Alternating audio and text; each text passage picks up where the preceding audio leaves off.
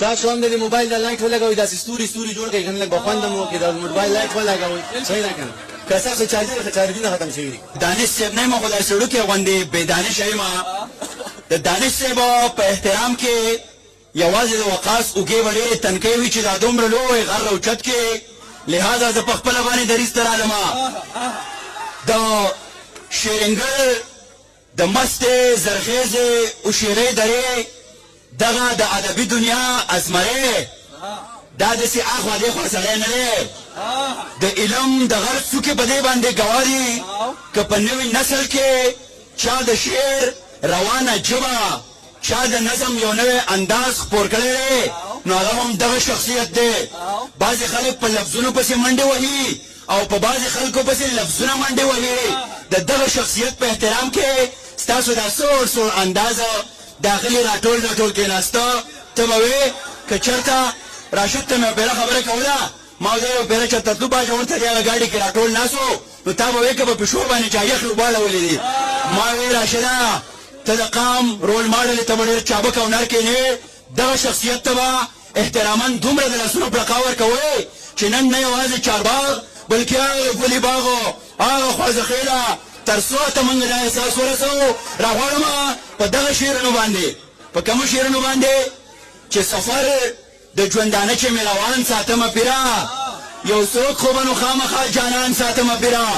او ته څه وایې چې دا سړی د کلي نه بهر کا په ده خو زه د خپل زړګی ودان ساتمه پیره ستاسو په احترام کې په مینه کې پروفیسر بخزاده دانش ډېره مینه ورکوي ډېره مینه ورکوي مینه پکار ده احترام پکار دی چې دردانې پکې وبایللې د هغه خلکو په کنجکه جنګ دی نه نو په کومه نظریه ولاړې نه نو په کومه نظریه ولاړې په څه خبره دی هلکه جنګ دی او دا چې د کوچو په پیړو لویږي موږ به کړې خلاص د خپل سوکړکه جنګ دی اقباله پلار مې راته داسې ویل چې مین امن دی او کرکه جنګ دی ډېر زیات محترم اقبال شاکر صاحب ماته ګران افسر افغان زړه ته راتېر راشد خان سمیع الله ګران صاحب د دې مشاعرې منتظمینو د چارباغ او د سوات د خواوشا سیمو نه راغلي ډېرو خپلو درنو خوږو مېلمنو او مشرانو کشرانو همزولو السلام علیکم ورحمت الله وبرکاتو زه ډېرې خبرې نه کوم زه اول مننه کوم د وقاص ډېر عزت مننه کوم د هغه سره د هغه د پوره ټیم ډېر عزت ستاینه کوم د همایون هم ډېر عزت ستاینه کوم د نعمان هم ډېر عزت ستاینه کوم دغه حافظ ګرام او ابرز څنګه چې افغان وي دا زموږ دپاره ډېره ښکلې خبره ده چې د شعر او د جومات او د مدرسې او د حجرې په منځ کې د ډسټنس کم شي نو زه خوشحاله یم چې د دې تابعه کې دغه هلکانو خپله پوره هڅه کړې نو هغوی دپاره ډېر زیات اپریسیشن بیا دویمه خبره ده چې مشاعره ډېره ښکلې وشوه د ماسپښین نه شروع شوې ده 2 بجې شي ما ته خو پته وه چې د چارباغ مشاعره به تر ماښامه وي خو دا مې خیال نه و چې تاسو په یخنۍ کې هم کښېنئ نو ډېره زیاته مننه مو کوم زما دویمه درېیمه ورځ ده په سوات کې سوات زما دویم کور دی بلکې زما خپل کور دی نو زه چې کله هم سوات ته راغلی یم زه تاسو ډېر زیات نازولی یم نو ستاسو د مینې هم ډېر زیاته مننه او ستاسو د مننې هم ډېر زیاته مننه په اخره کې یو ځل بیا زه د وقاص ستاینه کوم د دې مشاعرې هم ستاینه کوم او یقینا چې دومره ښکلې مشاعره دا به زه د خپل ژوند په یادګار مشاعرو کې یوه مشاعره ګڼم نو ستاسو ډېره زیاته مننه یو څو شعرونه وایم بیا به یو څو نظمونه وایم او بیا دا مشاعره بختوره هم په دې هم ده چې په دې کې د بر افغانستان نه د بر پښتونخوا نه شاعرانو ګډون درلودو نو دا هم لویه خبره ده الله دې وکړي چې زموږ مشاعرې هم دغه شانتې وي چې لر او بر پښتانه یو ځای ناست یو موږ شعرونه وایو د غزل یو څو شعرونه دي چې کمزورې دې پیدا کړم په ګناه دې زورور کړم خالقه در نظار شم په رښتیا دې زورور کړم تا څه ووې ته بیا ووې دا زړه مې څه ډاډه شو تا څه ووې ته بیا ووې دا زړه مې څه ډاډه شو ښه ودې وي قربان دې شم وینا دې زورور کړم نو تا وکتل ته وګوره څه سا په ما کې راغله تا وکتل ته وګوره څه سا په ما کې راغله تا وخندل ته وخانده خندا دې زورور کړم د غزل یو څو شعرونه یم چې ورېږه صبر وکړه هغې ته وخت شته دی صحیح ده که نه زه به ماسپښین بډوېګا مې ډمه وي دلته وروسته یم ښه اخیره کې به دغه ویم هغې ته به خپل ماحول را جوړ صحیح ده ګران یو غزل غوښتنه کړې ما وایم چې دا چې خلک ورپسې دي کلیواله دا د دې دور فتنې دي کلیواله دا چې لارو کې پرتې دي کلیواله د یو لاس دي د بل خپې دي کلیواله ما خو وی چې ته به کور ځان له ودان کې ما خو وی چې ته به کور ځان له ودان کې دا خو جوړې څه مورچې دي کلیواله حق حیران یم په غاړه دې ټوپک دی او په لاس کې دې تصویر دي کلیواله حق حیران یم په غاړه دې ټوپک دی او په لاس کې دې تصویر دي کلیواله او دا چې موږ یې په کنډرو کې اوسېږو هغه پورې بنګلې دي کلیواله دا چې موږ یې په جونګړو کې اوسېږو هغه پورې بنګلې دي کلیواله او دا پیسې دي د پلکو د پاسه ټیک دي دا جامې خو دې اوږدې دي کلیواله یو څو نظمونه وایم ستا نه ذات شمه خالقه په تخلیق د مخلوق ویاړي خو د احسن تقویم دی بل شان راته ښکاري رښتیا بل شان راته ښکاري والله بل شان راته ښکاري په وړه خبره د تقویم کرښې ورانیږي دا د نور نه جوړه خاوره دومره ډېر زر رنګ بدل کی چې انسان په دا شکي شي چې د نور معنی نه دا محبت رنځور غلام دی په پخه کاسیره کېږي هر خواهش شو بې حرمته چې په مصر کې نیلام شو هر دا سټیج باندې چې کوم مسکن دي دا لکه دغه ځای کې وشي نو که تصویر وباسي هم به خوند وکړي خبرې کوي هم به خوند وکړي بیا به ډېر خوند وکړي صحیح ده که نه د مشاعرې نه به سیاسي جلسه نه جوړو اوی لمر مې په لاسو کې رانیولې او سپوږمۍ مې په سلګو تندر نیولې دغه غر مې د بېتیغه سورې کړې او د سیند سینه مې ساس رسېدلې ما وی لمر مې په لاسو کې رانیولې او سپوږمۍ مې په سلګو تندر نیولې دغه غر مې د بېتیغه سورې کړې او د سیند سینه مې ساس رسېدلې تا ویل څنګه ما ویل یاره اجازه یې را سره ده جادوګر یم زه پوهه په منتر یم تا وی هو الله صحیح ده یاره دا خو در سمنم ما وی مرګ او ژوند له ده خو د ماده توانایي دغه رڼا او د سیسته پسې لاړم تا ویل چا وی ما ویل پوهې تا ویل نه مړه چټیات وی دا والله که در سمنم ما وی مرګ او ژوند له ده شولي مننه ما وی مرګ او ژوند له ده خو د ماده توانایي دغه رڼا او د سیسته پسې لاړم تا ویل چا وی ما ویل پوهې تا ویل نه مړه چټیات وی دا والله که در سمنم ما وی ښه ګله صحیح شوه ته د یخ سوري ته کښېنه د چنار د ونې لاندې د جانان د زلفو تار کې دردانې کتار کتار که څه جادو منتر په کار کا لمر به راوړې په لاسو کې اور به پورې په اوبو کې دغه غر باندې چوپ وکړه نو سپوږمۍ به په سلګو کې زه به لاړ شم مدرسې ته د پوهانو جمګټې ته د حکمت د کتابونو د قدرت له آیاتونو به څه پوهه رڼا راوړم د دې پوهې په رڼا کې به د بر اسمان ته ګورم د مخلوق نه تر خالقه به څه لاره را پیدا کړم دغه لاره به رڼا کړم د تیرې عقده به واکړم د ژوند شپې به پرې سبا یو نظم بلیم چې د حکمت ډکه خبره د صاحب دا منم خو دومره ګرانه د جناب چې هیڅ سر مې په خلاص نشو د حکمت ډکه خبره د صاحب دا منم خو دومره ګرانه د جناب چې هیڅ سر مې په خلاص نشو دا علمونه کتابونه مدرسې او مکتبونه ښوونځي پوهنتونونه دا حجرې او جوماتونه دا سازونه دا وازونه دا اوږده باسونه بلا وخت غواړي جانانه مننه دا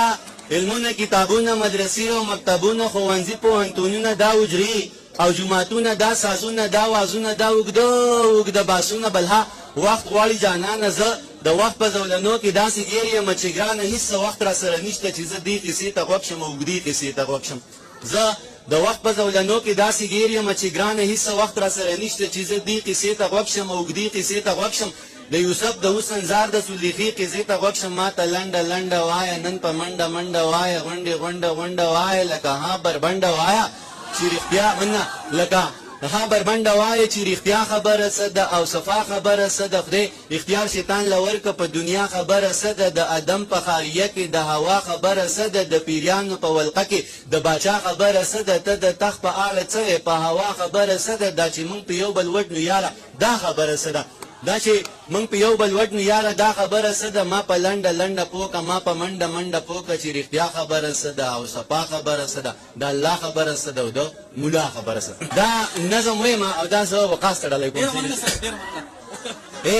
قسم مې دې په خدای وي نن دې اخلم بس قیمت دې راته وایه قسم مې دې په خدای وي نن دې اخلم بس قیمت دې راته وایه که دولت وي که منت وي که څه مینه محبت وي که څه پوهه مهارت وي قابلیت وي لیاقت وي صداقت وي شرافت وي عدالت وي یا که بله پیمانه وي کوم چې ستا صدر سره وي زه په هر معیار پوره یم بس په تله کې مې ځای کا که باور دې په ما نه وي ازموینه زما وکه امتحان زما نه واخله که کامیاب شم نو زما شه که ناکام شم نو بله موقع راکړه که کامیاب شم نو زما شه که ناکام شم نو بله موقع راکړه زه انسان یم څه کمی به راپکې وي زه به خپل کمی پوره کم ځان به هر څه ته جوګه کم بیا به بېرته تاله راشم بیا زما امتحان واخلم نیازه خانه که کامیاب شم نو زما شه که ناکام شم نو بله موقع راکړه منه بس شاکر سے بس ته لږ انتظار وکړه او په ما اعتبار وکړه که په ما دې اعتبار نه وي او رښتیا دې اعتبار نه وي ضمانت زمانه واخله بل صورت زمانه واخله که په ما دې اعتبار نه وي او رښتیا دې اعتبار نه وي ضمانت زمانه واخله بل صورت زمانه واخله ضمانت به درله درکم هر صورت به درله درکم افغانه ضمانت به درله درکم هر صورت به درله درکم زه په خپله ضمانت یم څو زله ضمانت یم زه په خپله ضمانت یم څو زله ضمانت یم که ته دا ضمانت ناخلي او ته ما ضمانت ناخلي نور کسان به درله درکم که ته دا ضمانت ناخلي او ته ما ضمانت ناخلي نور کسان به درله درکم خپل یاران به درله درکم لیکوالان به درله درکم شاعران به درله درکم عالمان به درله درکم پوهان به درله درکم استادان به درله درکم شاګردان به درله درکم وقاصدان به درله درکم مینان به درله درکم په ما وقاصدان به درله درکم چارباغیان به درله درکم مینان به درله درکم په ما هر سړی مین دی زه په هر سړي مین یم بس ته غږ کوه جانانه هر سړی مې ذمهوار دی هر سړی درته تیار دی زه د دې نه بقلار شو د قصې نه بقلار شو ضمانت نه بقلار شو د مینت نه بقلار شو چې په توت شوه نو نه شوه چې په توت شوه نو نه شوه دا زمانه پوره نه شوه دا توتان زمانه پاتې ستا سلطان زمانه پاتې دا ماران زمانه پاتې خاماران زمانه پاتې خپل یاران زمانه پاتې ځه ورځه الله دې مل شه دغه ټوله دنیا ستا شه په مخه دې رڼا شه خو جانانه بیا هم ژوند دی خدای دې نه کړي خدای دې نه کړي خو که بیا هم چېرته وشوه دې تمامې دنیا پرېښوي دې بدنامې دنیا پرېښوي بیا ته غږ شه زه به غوږ یم بیا به بېرته تاله راشم بیا زما امتحان واخله که کامیاب شم نو زما شه که ناکام شم نو بله منه کار یې غوښتنه کړله هغه هم پوره کوم او ډمه نظم وایم زه یې غوښتنه کوم داسې کار دی تاسو هم د دې موبایل د لایټ ولګوئ داسې ستوري جوړ کړئ که نه لږ به خوند هم وکړي د موبایل لایټ ولګوئ صحیح ده که نه که ستاسو چارجر ښه چارجونه ختم شوي وي بس هغه چل دی یو نظم وایم نعمان قاضي صاحب ته ډالۍ کومه دغه نظم عنوان دی ډمه بېګا مې دا به اورو صحیح ده که نه بېګا مې ډمه ولیدله بېګا مې ډمه ولیدله لکه ګل به ځلېدله په ورو به ګډېدله بېګا مې ډمه ولیدله لکه ګل به ځلېدله په ورو به ګډېدله نری شونډې یې پاڼې ښکلی مخې یو کتاب و د شپې توره تیاره کې لکه شمه بلېدله په د شپې توره تیاره کې لکه شمه بلېدله په محفل کې څه غټانو سره غلي غریبانو چې غریب به ورنږدې شو دا به ورو تښتېدله چې امیر به ورنږدې شو دا به یې خواته راښویدله چا منه چا شراب وسپل نشه شو چا د چرسو لوګی راخ کړ زه هم محفل کې ناست وم د مستۍ نه ناخبره عجیبه شان سوچ کې پروت وم ما ویل دا به د چا خور وي چې د چا غېږ کې ګډېږي دا به هم د چا بچی وي د حیا څادرې شلېږي یا خو ډېره د بېوسه چې محفلو کې ګډېږي یا یې سر باندې څوک نشته ځکه نه یېرېږي چې څوک ولاړ دی هغه ولاړ ښه دي او چې څوک ناست دي نو هغه ناست ښه دي صرف غوږونه مو کولاو کړي ټیک شو که نه